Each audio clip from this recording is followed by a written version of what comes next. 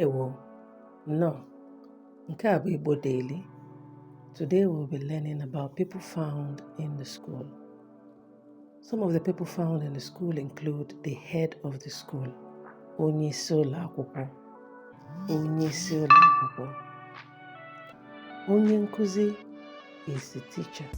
The teacher is called onye nkuzi. Then we have a student, nwata akwụkwọ. Then students in plural form is ụmụ akwụkwọ.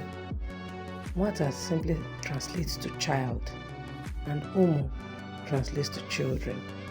So the student is called nwata akwụkwọ. Students are called ụmụ akwụkwọ.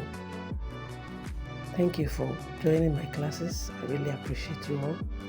Now you know the meaning of students and teachers when you see them. Please use them. Click like and subscribe. Ewo, no, nke a bụ Igbo Daily. Today we'll be learning about people found in the school. Some of the people found in the school include the head of the school, onyeisi ụlọ akwụkwọ. Onye nkuzi is the teacher. The teacher is called onye nkuzi. Then we have a student, nwata